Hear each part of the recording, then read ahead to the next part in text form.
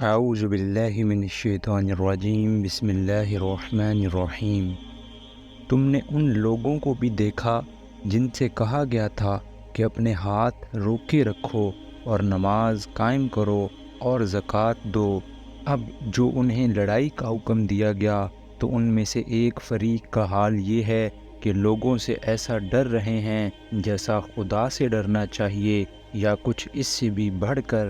اس آیت کے 3 مفہوم ہیں اور تینوں اپنی اپنی جگہ صحیح ہیں۔ ایک مفہوم یہ ہے کہ پہلے یہ لوگ خود جنگ کے لیے بیتاب تھے، بار بار کہتے تھے کہ صاحب ہم پر ظلم کیا جا رہا ہے، ہمیں ستایا جاتا ہے، مارا جاتا ہے، گالیاں دی جاتی ہیں، آخر ہم کب تک صبر کریں، ہمیں مقابلے کی اجازت دی جائے۔ اس وقت ان سے کہا جاتا تھا کہ صبر کرو اور نماز اور زکوٰۃ سے ابھی اپنے نفس کی اصلاح کرتے رہو، تو یہ صبر و برداشت کا حکم ان پر شاق گزرتا تھا۔ مگر اب جو لڑائی کا حکم دے دیا گیا تو انہی تقاضا کرنے والوں میں سے ایک گروہ دشمنوں کا ہجوم اور جنگ کے خطرات دیکھ دیکھ کر سہما جا رہا ہے۔ دوسرا مفہوم یہ ہے کہ جب تک مطالبہ نماز اور زکوٰۃ اور ایسے ہی بے خطر کاموں کا تھا اور جانیں لڑانے کا کوئی سوال درمیان میں نہ آیا تھا، یہ لوگ پکے دیندار تھے۔ مگر اب جو حق کی خاطر جان جوکھوں کا کام شروع ہوا تو ان پر لرزہ طاری ہونے لگا۔ تیسرا مفہوم یہ ہے کہ پہلے تو لوٹ کھسوٹ اور نفسانی لڑائیوں کے لیے ان کی تلوار ہر وقت نیام سے نکلتی پڑتی تھی اور رات دن کا مشغلہ ہی جنگ و پیکار تھا۔ اس وقت انہیں خون ریزی سے ہاتھ روکنے اور نماز و زکوٰۃ سے نفس کی اصلاح کرنے کے لیے کہا گیا تھا۔ اب جو خدا کے لیے تلوار اٹھانے کا حکم دیا گیا تو وہ لوگ جو نفس کی خاطر لڑنے میں شیر دل تھے، خدا کی خاطر لڑنے میں بزدل بنے جاتے ہیں۔ وہ دستے شمشیر زن جو نفس اور شیطان کی راہ میں بڑی تیزی دکھاتا تھا، اب خدا کی راہ میں شل ہوا جاتا ہے۔ یہ تینوں مفہوم مختلف قسم کے لوگوں پر چسپاں ہوتے ہیں اور آیت کے الفاظ ایسے جامع ہیں کہ تینوں پر یکساں دلالت کرتے ہیں۔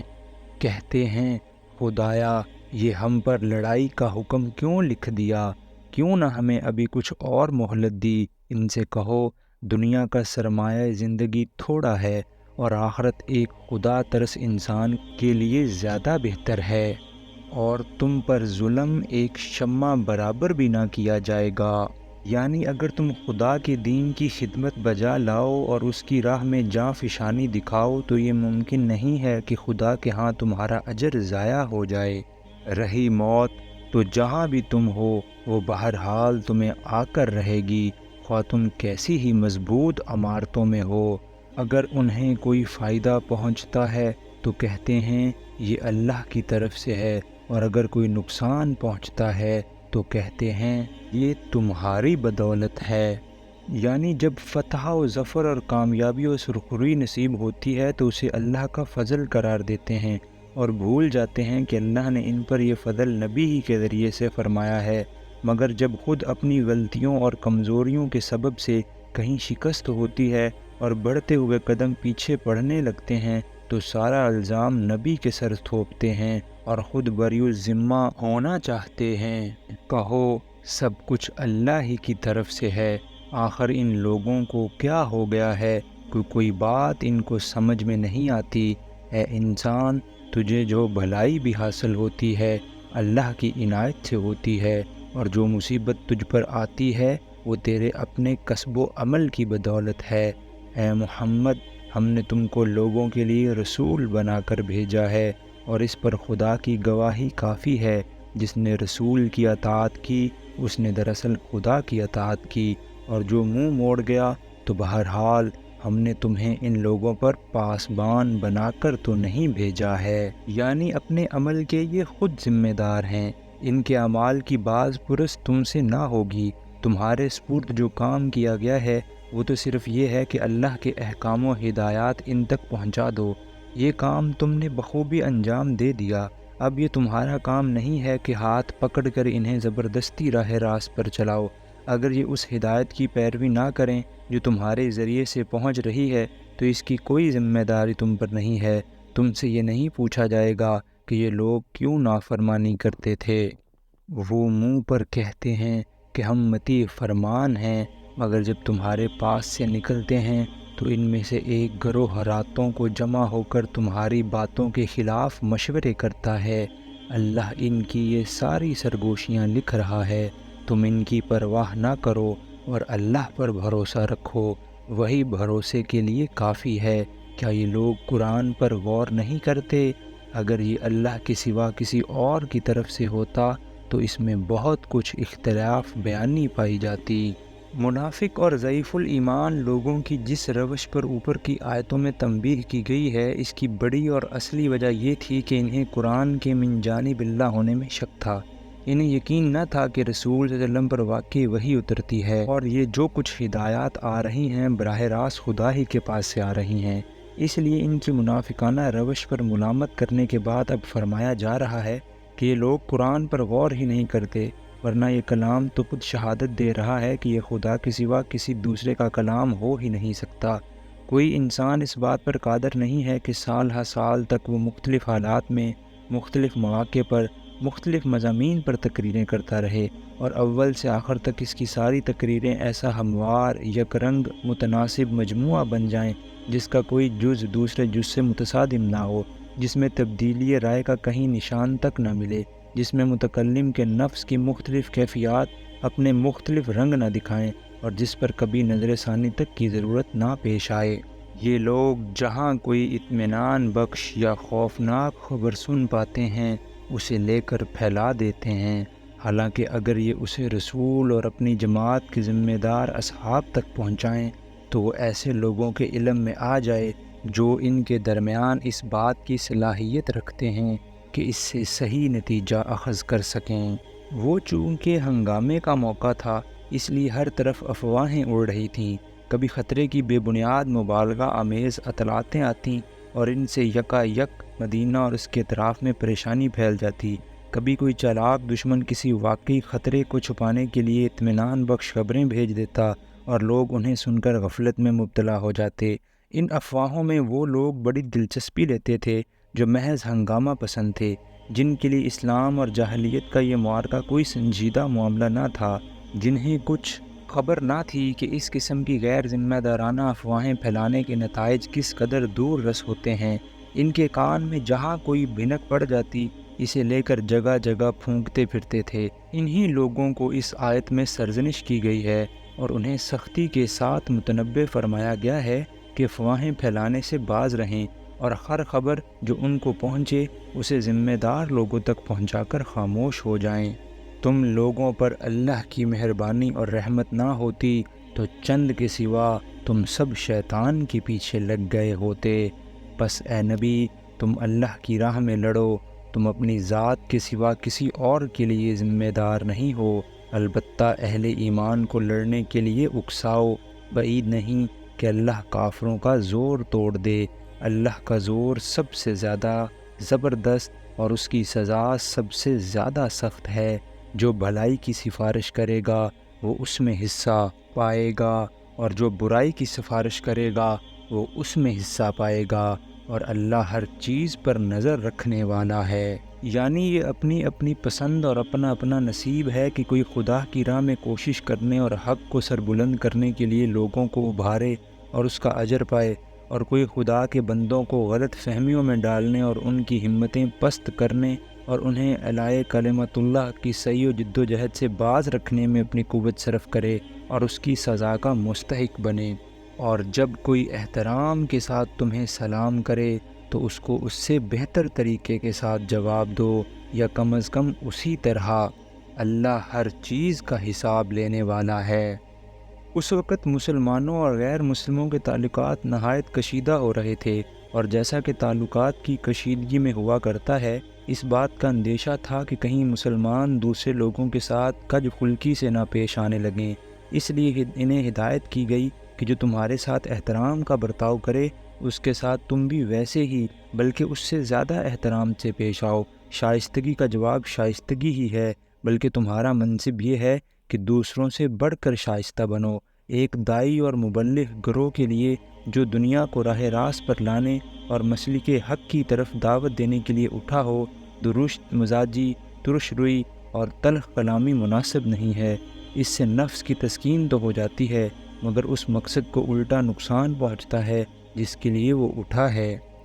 اللہ وہ ہے جس کے سوا کوئی خدا نہیں ہے، وہ تم سب کو اس قیامت کے دن جمع کرے گا جس کے آنے میں کوئی شبہ نہیں، اور اللہ کی بات سے بڑھ کر سچی بات اور کس کی ہو سکتی ہے۔ یعنی کافر اور مشرک اور ملحد اور دہری یہ جو کچھ کر رہے ہیں، اس سے خدا کی خدائی کا کچھ نہیں بگڑتا۔ اس کا خدائے واحد اور خدائے مطلق ہونا ایک ایسی حقیقت ہے جو کسی کے بدلے بدل نہیں سکتی۔ پھر ایک دن وہ سب انسانوں کو جمع کر کے ہر ایک کو اس کے عمل کا نتیجہ دکھا دے گا۔ اس کی قدرت کے احاطے سے بچ کر کوئی بھاگ بھی نہیں سکتا، لہٰذا خدا ہرگز اس بات کا حاجت مند نہیں ہے کہ اس کی طرف سے کوئی اس کے باغیوں پر جلے دل کا بخار نکالتا پھرے اور کج خلقی اور ترش کلامی کو زخم دل کا مرہم بنائے۔ یہ تو اس آیت کا تعلق اوپر کی آیت سے ہے، لیکن یہی آیت اس پورے سلسلہ کلام کا ایک خاتمہ بھی ہے جو پچھلے 2-3 رکوعوں سے چلا آ رہا ہے۔ اس حیثیت سے آیت کا مطلب یہ ہے کہ دنیا کی زندگی میں جو شخص جس طریقے پر چاہے چلتا رہے اور جس راہ میں اپنی کوششیں اور محنتیں صرف کرنا چاہتا ہے کیے جائے، آخر کار سب کو ایک دن اس خدا کے سامنے حاضر ہونا ہے جس کے سوا کوئی خدا نہیں ہے۔ پھر ہر ایک اپنے سعی و عمل کے نتائج دیکھ لے گا۔ پھر یہ تمہیں کیا ہو گیا ہے کہ منافقین کے بارے میں تمہارے درمیان 2 رائیں پائی جاتی ہیں؟ یہاں ان منافق مسلمانوں کے مسئلے سے بحث کی گئی ہے جو مکہ میں اور عرب کے دوسرے حصوں میں اسلام تو قبول کر چکے تھے، مگر ہجرت کر کے دارالاسلام کی طرف منتقل ہونے کے بجائے بدستور اپنی کافر قوم ہی کے ساتھ رہتے بستے تھے، اور کم و بیش ان تمام کارروائیوں میں عملاً حصہ لیتے تھے جو ان کی قوم اسلام اور مسلمانوں کے خلاف کرتی تھی۔ مسلمانوں کے لیے یہ مسئلہ سخت پیچیدہ تھا کہ ان کے ساتھ آخر کیا معاملہ کیا جائے۔ بعض لوگ کہتے تھے کہ کچھ بھی ہو، آخر یہ ہیں تو مسلمان ہی، کلمہ پڑھتے ہیں، نماز ادا کرتے ہیں، روزے رکھتے ہیں، قرآن کی تلاوت کرتے ہیں، ان کے ساتھ کفار کا سا معاملہ کیسے کیا جا سکتا ہے؟ اللہ تعالیٰ نے اس رکوع میں اسی اختلاف کا فیصلہ فرمایا ہے۔ اس موقع پر ایک بات کو واضح طور پر سمجھ لینا ضروری ہے، ورنہ اندیشہ ہے کہ نہ صرف اس مقام کو بلکہ قرآن مجید کے ان تمام مقامات کو سمجھنے میں آدمی ٹھوکر کھائے گا جہاں ہجرت نہ کرنے والے مسلمانوں کو منافقین میں شمار کیا گیا ہے۔ حقیقت یہ ہے کہ جب نبی صلی اللہ علیہ وسلم نے مدینہ طیبہ کی طرف ہجرت فرمائی اور ایک چھوٹا سا خطہ عرب کی سرزمین میں ایسا بہم پہنچ گیا جہاں ایک مومن کے لیے اپنے دین و ایمان کے تقاضوں کو پورا کرنا ممکن تھا، تو عام حکم دے دیا گیا کہ جہاں جہاں جس علاقے اور جس قبیلے میں اہل ایمان کفار سے دبے ہوئے ہیں اور اسلامی زندگی بسر کرنے کی آزادی نہیں رکھتے، وہاں سے وہ ہجرت کریں اور مدینہ کے دارالاسلام میں آ جائیں۔ اس وقت جو لوگ ہجرت کی قدرت رکھتے تھے اور پھر صرف اس لیے اٹھ کر نہ آئے کہ انہیں اپنے گھر بار، اعزاء و قربا اور اپنے مفادات اسلام کی بنسبت عزیز تر تھے، وہ سب منافق قرار دیے گئے، اور جو لوگ حقیقت میں بالکل مجبور تھے ان کو مستضعفین میں شمار کیا گیا، جیسا کہ آگے رکوع 14 میں آ رہا ہے۔ اب یہ ظاہر ہے کہ دارالکفر کے رہنے والے کسی مسلمان کو محض ہجرت نہ کرنے پر منافق صرف اس صورت میں کہا جا سکتا ہے جبکہ دارالاسلام کی طرف سے ایسے تمام مسلمانوں کو یا تو دعوت عام ہو یا کم از کم اس نے ان کے لیے اپنے دروازے کھلے رکھے ہوں۔ اس صورت میں بلا شبہ وہ سب مسلمان منافق قرار پائیں گے جو دارالکفر کو دارالاسلام بنانے کی کوئی سعی بھی نہ کر رہے ہوں اور استطاعت کے باوجود ہجرت بھی نہ کریں۔ لیکن اگر دارالاسلام کی طرف سے نہ تو دعوت ہی ہو اور نہ ہی انہیں اپنے دروازے ہی مہاجرین کے لیے کھلے رکھے ہوں، تو اس صورت میں صرف ہجرت نہ کرنا کسی شخص کو منافق نہ بنا دے گا، بلکہ وہ منافق صرف اس وقت کہلائے گا جبکہ فی الواقع کوئی منافقانہ کام کرے۔ حالانکہ جو برائیاں انہوں نے کمائی ہیں ان کی بدولت اللہ انہیں الٹا پھیر چکا ہے۔ یعنی جس 2 رنگی اور مصلحت پرستی اور ترجیح دنیا پر آخرت کا اکتساب انہوں نے کیا ہے، اس کی بدولت اللہ نے انہیں اسی طرف پھیر دیا ہے جس طرف سے یہ آئے تھے۔ انہوں نے کفر سے نکل کر اسلام کی طرف پیش قدمی کی تو ضرور تھی، مگر اس سرحد میں آنے اور ٹھہرنے کے لیے یکسو ہو جانے کی ضرورت تھی، ہر اس مفاد کو قربان کر دینے کی ضرورت تھی جو اسلام و ایمان کے مفاد سے ٹکراتا ہو، اور آخرت پر ایسے یقین کی ضرورت تھی جس کی بنا پر آدمی اطمینان کے ساتھ اپنی دنیا کو قربان کر سکتا ہو۔ یہ ان کو گوارا نہ ہوا، اس لیے جدھر سے آئے تھے الٹے پاؤں ادھر ہی واپس چلے گئے۔ اب ان کے معاملے میں اختلاف کا کون سا موقع باقی ہے؟ کیا تم چاہتے ہو کہ جسے اللہ نے ہدایت نہیں بخشی اسے تم ہدایت بخش دو، حالانکہ جس کو اللہ نے راستے سے ہٹا دیا اس کے لیے تم کوئی راستہ نہیں پا سکتے۔ وہ تو یہ چاہتے ہیں کہ جس طرح وہ خود کافر ہیں اسی طرح تم بھی کافر ہو جاؤ تاکہ تم اور وہ سب یکساں ہو جائیں، لہٰذا ان میں سے کسی کو اپنا دوست نہ بناؤ جب تک کہ وہ اللہ کی راہ میں ہجرت کر کے نہ آ جائیں، اور اگر وہ ہجرت سے باز رہیں تو جہاں پاؤ انہیں پکڑو اور قتل کرو۔ یہ حکم ان منافق مسلمانوں کا ہے جو برسر جنگ کافر قوم سے تعلق رکھتے ہوں اور اسلامی حکومت کے خلاف معاہدانہ کارروائیوں میں عملاً حصہ لیں، اور ان میں سے کسی کو اپنا دوست اور مددگار نہ بناؤ۔ البتہ وہ منافق اس حکم سے مستثنی ہیں جو کسی ایسی قوم سے جا ملیں جس کے ساتھ تمہارا معاہدہ ہے۔ یہ استثناء اس حکم سے نہیں ہے کہ انہیں دوست اور مددگار نہ بنایا جائے، بلکہ اس حکم سے ہے کہ انہیں پکڑا اور مارا جائے۔ مطلب یہ ہے کہ اگر وہ واجب القتل منافق کسی ایسی کافر قوم کے حدود میں جا پناہ لیں جس کے ساتھ اسلامی حکومت کا معاہدہ ہو چکا ہو تو اس کے علاقے میں ان کا تعاقب نہیں کیا جائے گا، اور نہ یہی جائز ہوگا کہ دارالاسلام کا کوئی مسلمان غیر جانبدار ملک میں کسی واجب القتل منافق کو پائے اور اسے مار ڈالے۔ احترام دراصل منافق کے خون کا نہیں بلکہ معاہدے کا ہے۔ اسی طرح وہ منافق بھی مستثنی ہیں جو تمہارے پاس آتے ہیں اور لڑائی سے دل برداشتہ ہیں، نہ تم سے لڑنا چاہتے ہیں نہ اپنی قوم سے۔ اللہ چاہتا تو ان کو تم پر مسلط کر دیتا اور وہ بھی تم سے لڑتے، لہذا اگر وہ تم سے کنارہ کش ہو جائیں اور لڑنے سے باز رہیں اور تمہاری طرف صلح و آشتی کا ہاتھ بڑھائیں تو اللہ نے تمہارے لیے ان پر دست درازی کی کوئی سبیل نہیں رکھی ہے۔ ایک اور قسم کے منافق تمہیں ایسے ملیں گے جو چاہتے ہیں کہ تم سے بھی امن میں رہیں اور اپنی قوم سے بھی، مگر جب کبھی فتنے کا موقع پائیں گے اس میں کود پڑیں گے۔